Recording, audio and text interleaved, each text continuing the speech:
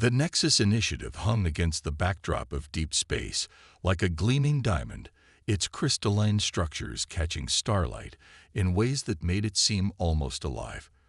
This wasn't just another space station. It represented humanity's boldest venture into understanding the cosmos. Dr. Maya Chen stood at the observation deck, her dark eyes reflecting the distant stars as she contemplated the latest readings from the quantum field sensors.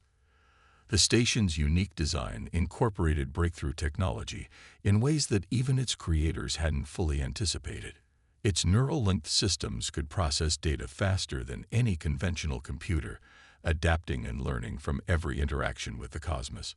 But it was what lay at its core that made it truly revolutionary. The quantum consciousness matrix, a system that blurred the lines between artificial and organic intelligence. Dr. Chen, we're detecting unusual fluctuations in the quantum field. The voice belonged to Commander James Harper, his holographic projection materializing beside her. His weathered face carried the experience of 20 years in deep space exploration, but even he couldn't hide his concern about these readings. These patterns. Maya's fingers danced through the holographic data streams floating before her. They're not natural formations. There's intelligence behind them. She had spent the last 5 years developing theories about quantum-based communication, but this was different. This was proof. The station's adaptive systems began responding before anyone could react. Neural pathways reconfigured themselves, quantum processors shifted to new frequencies, and the entire structure seemed to hold its breath. That's when they saw it. A vessel unlike anything human eyes had ever witnessed. The Hilliard ship emerged from what appeared to be a tear in space itself. Its surface rippled like liquid metal, constantly shifting and reorganizing. No visible propulsion systems, no recognizable technology. Just pure, elegant efficiency that defied human understanding. All sections. This is not a drill. Commander Harper's voice carried across all channels. First contact protocols are now in effect. But even as he spoke, Maya knew this wasn't going to be a peaceful encounter. The Hilliard vessel's surface was already beginning to crystallize into what could only be weapon formations. The first blast came without warning. A beam of concentrated energy that should have torn through the station's shields. Instead, something unexpected happened. The quantum consciousness matrix responded instinctively, adapting the shield frequency in real time. The attack dissipated across the barrier like ripples in a pond. That's impossible. Lieutenant Sarah Wong's voice cut through the tension from her engineering station. The shields aren't just blocking the attack, they're learning from it. Maya watched in fascination as data streamed across her displays. The station wasn't just defending itself, it was evolving. The Hilliards launched a second attack, more powerful than the first. This time, the station's response was even more dramatic. The shield patterns shifted into completely new configurations, absorbing and redistributing the energy in ways that defied conventional physics. They're scanning us, Maya realized, her fingers flying across the holographic interface. But not just our technology. They're trying to understand how we think. The quantum consciousness matrix was picking up patterns in the Hilliard attack that suggested this wasn't just about destruction. They were testing, probing, learning. Commander Harper made a decision that would change the course of human history. Dr. Chen, initiate the Prometheus Protocol. The Prometheus Protocol was theoretical, a way of using the quantum consciousness matrix to not just process information, but to actively share human consciousness across quantum space. As Maya activated the protocol, the station's systems began to pulse with new energy. The neural networks that connected every part of the station started transmitting something the Hilliards couldn't have anticipated, the very essence of human creativity and adaptability. The alien vessel's attacks suddenly ceased. Its surface rippled with what appeared to be confusion, its perfectly ordered patterns displaying the first signs of chaos. The quantum consciousness matrix had done more than just defend against their attack. It had shown them something they had never encountered before: human unpredictability. They're retreating, Lieutenant Wong announced, but Maya knew better. This wasn't a retreat. It was a strategic withdrawal. The Hyliorans had encountered something they couldn't immediately categorize or control, and they needed time to process this new information. As the alien vessel disappeared back through its spatial tear, Commander Harper turned to Maya. "They'll be back," he said quietly, "and they'll bring more than just one ship." Maya nodded, her mind already racing with possibilities. "Then we'll be ready. The Matrix is already analyzing everything we learned from this encounter. We'll adapt, improve, evolve." She looked out at the stars, knowing that somewhere out there, the Hyliorans were doing the same thing. The first strike had been launched, but this was just the beginning. Humanity had revealed its greatest weapon, not its technology, but its ability to adapt and evolve in ways that even the most advanced alien species couldn't predict. The real war was about to begin, and it would be fought not just with weapons, but with ideas. 3 weeks after the first encounter, humanity learned the true meaning of systematic destruction. The Hylioran fleet arrived not as a wave, but as a calculated pattern, each ship emerging from spatial tiers with surgical precision. Earth's outer colonies were the first to fall. In the Emergency Command Center beneath Geneva, Maya Chen stood before the United Earth Council, her holographic presentations showing the devastating pattern of Hylioran attacks. "They're not just destroying our colonies," she explained, her voice steady despite the weight of her words. "They're conducting experiments."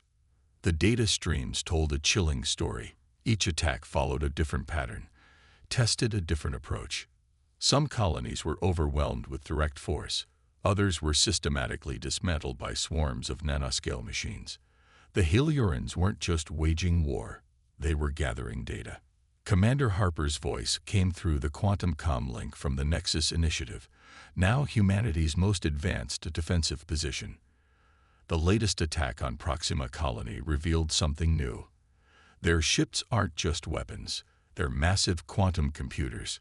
They're processing information about us faster than we can process information about them. But it was Dr. Kira Patel, a quantum physicist working from the Lunar Research Base, who first noticed the pattern that would change everything.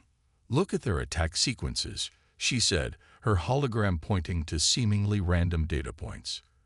"They're perfectly ordered, too perfect." Maya's eyes widened as understanding dawned. The Hylioran attacks weren't random. They followed precise mathematical progressions. Each strategy built upon the last in a logical sequence that any advanced AI would consider optimal. But there was something missing from their calculations: chaos. They don't understand randomness, Maya realized.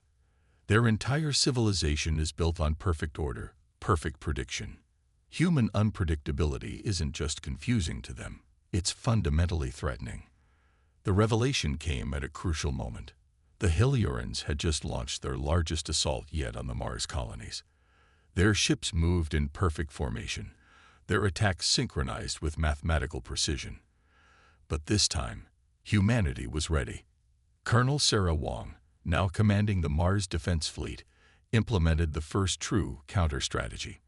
Instead of trying to match the Hyliorans' technological superiority, she gave each ship captain complete autonomy to act on instinct. The result was beautiful chaos. Human ships broke formation seemingly at random. Defensive patterns shifted without apparent logic.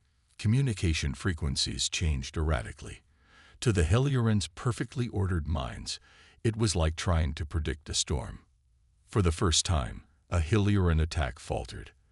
Their perfect formations began to show signs of confusion as human ships acted in ways their predictive algorithms couldn't anticipate. Some human vessels were lost, but for every ship destroyed, the survivors adapted and became more unpredictable. Maya watched the battle data from Geneva with growing excitement. "We're not just fighting them," she told the council. "We're teaching them something they've never encountered before: the power of controlled chaos." The quantum consciousness matrix at the Nexus Initiative had been learning too. It had evolved beyond its original programming, incorporating the unpredictable elements of human consciousness into its core functions. When the Heliorans attempted to hack its systems, they found themselves lost in a maze of constantly shifting neural pathways. But the true breakthrough came from an unexpected source. Dr. Patel's team on the lunar base had been studying captured fragments of Helioran technology. Their quantum processors are more advanced than ours, she reported, but they're rigid. They can't handle true randomness without cascading errors. Commander Harper's hologram smiled for the first time in weeks. Then we'll give them more randomness than they can handle, not just in our battle strategies, but in our technology itself. Maya began coordinating with research teams across what remained of human space. They weren't trying to match Helioran technology. They were going to introduce elements that the aliens' perfect systems couldn't process. Quantum fluctuation generators, chaos pattern emitters, and neural randomizers were quickly developed and deployed. The Heliorans responded by increasing the scale of their attacks, but each assault revealed more about their limitations. Their perfect order was becoming their greatest weakness. Human adaptability, once seen as primitive by the aliens, was proving to be an insurmountable advantage. We're not just fighting for survival anymore, Maya told her team as they prepared their next innovation. We're fighting to show them a different way of existence, one where perfection isn't the goal, adaptation is. As the war entered its second month, humanity had found its edge. They weren't going to win through superior technology or military might. They were going to win by being what they had always been, beautifully, perfectly unpredictable. Deep within the lunar research complex, humanity's greatest minds had gathered for what many called the Innovation Summit. The stark, utilitarian chambers had been transformed into a hive of creative chaos. Holographic displays flickered with battle data, theoretical models, and streams of quantum calculations that would have been incomprehensible just months ago. Maya Chen stood before a diverse group of scientists, engineers, and military strategists. Behind her, a massive hologram showed the latest Helioran attack patterns. "We've been thinking about this all wrong," she began. "We're not fighting a war of technology. We're fighting a war of consciousness." Dr. Patel stepped forward, her hands manipulating a complex quantum simulation. The Heliorans' greatest strength is their computational perfection, but that perfection comes at a cost. They've lost the ability to truly innovate. They can only iterate on existing patterns. The breakthrough had come from an unlikely source. Children's games. Dr. James Foster, a cognitive scientist, had noticed how children's seemingly random play patterns created complex, emergent behaviors that no eye could predict. Human creativity doesn't follow logical progressions, he explained. It makes leaps that seem impossible until they're proven inevitable. The team began implementing what they called the Chaos Protocol. Instead of trying to build better weapons or stronger shields, they focused on creating systems that could change their fundamental nature at random intervals. The results were immediate and stunning. When the Heliorans attacked the Europa Research Station, they encountered defenses that transformed in ways their perfect calculations couldn't predict.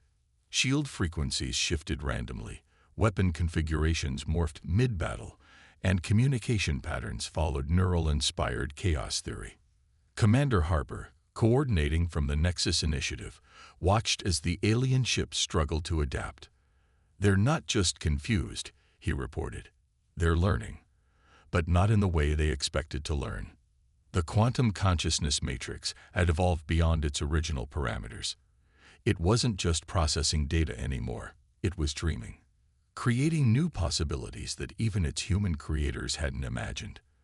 When the Heliorans attempted to probe its defenses, they found themselves in a landscape of constantly shifting reality. Maya's team had also made a crucial discovery about Helioran psychology. They don't just prefer order, she explained to the United Earth Council. They need it. Chaos doesn't just confuse them, it causes actual systemic disruption in their neural networks. The implications were staggering. Humanity began developing what they called chaos weapons, devices that didn't destroy but rather introduced elements of unpredictability into Helioran systems. The aliens' perfect formations began to break down not from external assault, but from internal confusion. Dr. Patel's quantum research team had created something even more revolutionary: the randomness engine. It was a quantum device that could generate true, unpredictable patterns on a scale that overwhelmed Helioran predictive systems. "We're not just fighting their technology," she said. "We're challenging their entire worldview." The first full test of these new systems came during the Battle of Titan. The Heliorans launched what should have been an overwhelming assault on the Moon's research facilities. Instead, they found themselves facing defenses that seemed to defy the laws of physics, because in many ways, they did. Human ships equipped with the randomness engine created quantum interference patterns that made their movements literally unpredictable. Defense systems inspired by neural chaos theory adapted faster than the Heliorans could analyze them. Even the communication networks had been redesigned to incorporate elements of controlled randomness.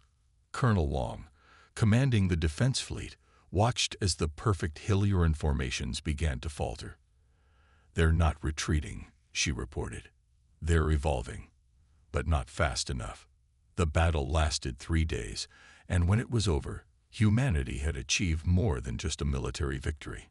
They had proven that their greatest weakness, their unpredictability, could become their greatest strength. Maya stood in the aftermath, studying the battle data with a mix of scientific fascination and human pride. "We're not just surviving anymore," she told her team. "We're teaching them something new, something they might have forgotten in their pursuit of perfection." The Heliorans withdrew to regroup, but the pattern of the war had fundamentally changed. Humanity wasn't just fighting for survival. They were fighting to prove that chaos and order weren't opposites, but complementary forces. That true advancement came not from perfect prediction, but from embracing the unknown. As the human fleet regrouped around Titan, Maya began work on the next phase of their adaptation. The quantum consciousness matrix was showing signs of even more dramatic evolution, suggesting possibilities that no one, human or Helioran, had yet imagined. The real question wasn't whether humanity would survive, but what they would become in the process. The observation deck of the Nexus Initiative had become humanity's forward command center. Holographic displays showed thousands of quantum signatures moving through space, the largest Helioran fleet ever assembled. But this time, Earth was ready. Maya Chen stood with Commander Harper, watching as the final preparations were made. The quantum consciousness matrix had evolved far beyond its original design, now capable of generating quantum interference patterns that even its creators couldn't fully understand. "Are you sure about this?" Harper asked, his eyes fixed on the approaching fleet. "No," Maya answered honestly, "but that's exactly why it will work." The human defense fleet had been completely transformed. Each ship now carried a randomness engine, their systems integrated with neural networks that could adapt and evolve in real time. But the real breakthrough was what they called the consciousness wave, a quantum field that could transmit human unpredictability directly into Helioran systems. Dr. Patel's voice came through the quantum comm from her position on Luna Base. "The quantum field harmonics are stable. Well, as stable as chaos can be." There was a hint of humor in her voice. Humanity had learned to embrace the uncertainty they once feared. The Helioran attack began exactly as their calculations predicted. Perfect formations, synchronized weapon systems, and overwhelming force. But this time, something was different. As their energy weapons engaged, the human fleet seemed to shift and blur, their positions becoming quantum uncertainties rather than fixed points in space. Colonel Wong's voice crackled through the command channel. "Initiating Chaos Protocol Alpha." The human fleet's response defied conventional tactics. Ships moved in patterns that seemed random but contained deeper emergent order. Each vessel's randomness engine created ripples in space-time that confused Helioran targeting systems. The first wave of alien ships began to show signs of systemic disruption. Their perfect formations wavered as human unpredictability infected their quantum networks. Some ships began firing at phantom targets, their precision weapons confused by the chaos field. Maya watched the battle unfold with scientific fascination. The quantum consciousness matrix was learning from every interaction, evolving strategies that no human or Helioran could have predicted. "They're not just fighting us anymore," she observed. "They're trying to understand us."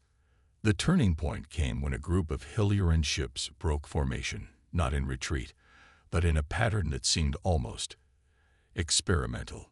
Their surfaces rippled with new configurations, attempting to adapt to the chaos rather than resist it. "They're learning." Dr. Foster's voice came through from his research station. "But not just their technology. Their consciousness is changing. The chaos protocol is affecting their neural networks at a fundamental level." The battle became something unprecedented, not just a clash of weapons, but a dialogue of consciousness. Human unpredictability met Helioran precision, and in that meeting, both began to transform. Ships on both sides moved in complex dances of order and chaos, their patterns becoming increasingly intricate and unpredictable. Commander Harper made a decision that would change the course of the war: initiate the synthesis protocol. The quantum consciousness matrix began broadcasting not just chaos, but understanding, the fundamental patterns of human thought and creativity. The effect on the Helioran fleet was immediate and dramatic. Ships began moving in ways that combined their natural precision with elements of human adaptability. It wasn't surrender, but evolution. The perfect formations dissolved into something new, patterns that were neither purely ordered nor purely chaotic. Maya's team worked frantically to analyze the changing quantum signatures. "Their neural networks are reconfiguring," she reported. "They're not just adapting to chaos, they're integrating it into their consciousness." The battle lasted for hours, but its nature had fundamentally changed. What began as an assault had become a complex exchange of information and adaptation. Human ships and Helioran vessels moved in intricate patterns that defied traditional military analysis. When the fighting finally ceased, both fleets held position, facing each other across the void. The Helioran ships had taken on new configurations, their surfaces showing patterns that seemed to bridge the gap between perfect order and creative chaos. Commander Harper turned to Maya, his expression a mix of wonder and concern. "What happens now?" "Now," Maya replied, studying the quantum readings with intense focus, "we find out if we've taught them enough. The real challenge isn't winning the war, it's what comes after. They're changing, but so are we. The question is, what are we both becoming?" As if in answer, the quantum consciousness matrix began generating new patterns, possibilities that neither humans nor Heliorans had imagined before. The war had brought them to this point, but what lay ahead was something entirely new. The final phase of this conflict would determine not just the survival of either species, but the evolution of both. In the quantum-shifted space between Earth and Mars, two civilizations faced a moment that would redefine both their futures. The Helioran flagship had transformed into something that defied conventional understanding. Its surface now rippled with patterns that seemed to echo both the precision of its origins and the chaos it had learned from humanity.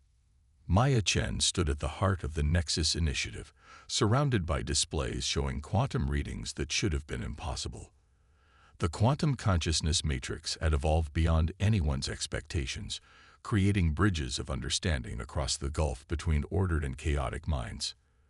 "They're requesting direct communication," Commander Harper announced, his voice carrying a mix of hope and caution. "But not through conventional channels. They want to connect through the matrix." Dr. Patel's voice came through from Luna Base, excitement barely contained. "The quantum signatures are unlike anything we've seen. They're not just sending data. They're sharing consciousness." The decision was made quickly. Maya initiated the connection, and the quantum consciousness matrix began to pulse with new energy. The holographic displays around her transformed, creating a space that existed somewhere between human intuition and Helioran precision. The first contact was overwhelming. Helioran consciousness flowed through the matrix like liquid mathematics, perfect patterns seeking to understand the beautiful chaos of human thought. In return, Human creativity and unpredictability swirled through their ordered minds, creating new possibilities neither species had imagined. "We understand now," came the first true communication from the Heliorans, their thoughts translated through the matrix. "Your chaos is not disorder. It is evolution in action." Maya watched as the quantum readings showed something extraordinary. The Helioran neural networks were adapting, incorporating elements of human unpredictability while maintaining their core precision. At the same time, human consciousness was learning from their order, finding new ways to channel chaos into creation. This was never about winning or losing, Maya realized, speaking both to her fellow humans and to the Helioran consciousness flowing through the matrix. It was about becoming something more than either of us could be alone. The quantum consciousness matrix began generating new patterns, frameworks of thought that combined Helioran precision with human creativity. Solutions to problems neither species had been able to solve alone emerged from the synthesis of order and chaos. Colonel Wong, watching from her command ship, saw the transformation spreading through both fleets. Human vessels began moving with new precision, while Helioran ships adopted unpredictable yet purposeful patterns. "We're not just communicating," she reported. "We're changing each other." Dr. Foster's analysis confirmed what they were all witnessing. Their neural networks are achieving a new kind of stability, not through perfect order, but through dynamic balance. They're learning to surf the edge of chaos. The Helioran flagship's surface shifted again, forming patterns that somehow expressed both mathematical perfection and artistic beauty. "We came seeking to eliminate what we saw as a threat to universal order," the Helioran consciousness shared.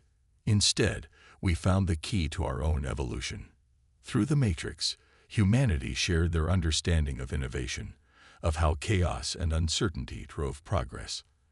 In return, the Heliorans showed them how to find deeper patterns within randomness, how to build frameworks that could channel unpredictability into unprecedented achievements. The transformation spread beyond the military vessels. Research stations, colonies, and even Earth itself began to feel the effects of this new synthesis. The quantum consciousness matrix had become a bridge not just between two species, but between two ways of understanding reality. "This is just the beginning," Maya told the assembled human and Helioran representatives. "Together, we can explore possibilities neither of us could have imagined alone." The war that had begun with a clash between order and chaos ended with the recognition that both were essential parts of a greater whole. The Heliorans learned that perfect order led to stagnation, while humans discovered that even chaos followed deeper patterns. As the last battle formations dissolved into collaborative research groups, Commander Harper turned to Maya. "So what do we call this new thing we're becoming?" Maya watched as human and Helioran ships began working together, their combined technologies already achieving things that would have seemed impossible months ago. "We don't need to name it yet," she replied. "We just need to keep evolving." The stars seemed brighter somehow, as if they too were watching this unprecedented moment of transformation. Two civilizations that had begun as enemies had become partners in evolution, their combined potential stretching out before them like the endless cosmos itself. The quantum consciousness matrix pulsed with new energy, generating possibilities that would keep both species exploring and growing for generations to come. In the end, humanity's greatest victory hadn't come from defeating the Heliorans, but from helping them, and themselves, transcend their limitations. The future that lay ahead was neither perfectly ordered nor purely chaotic. It was something new, something that carried the best of both species forward into a universe of endless possibility.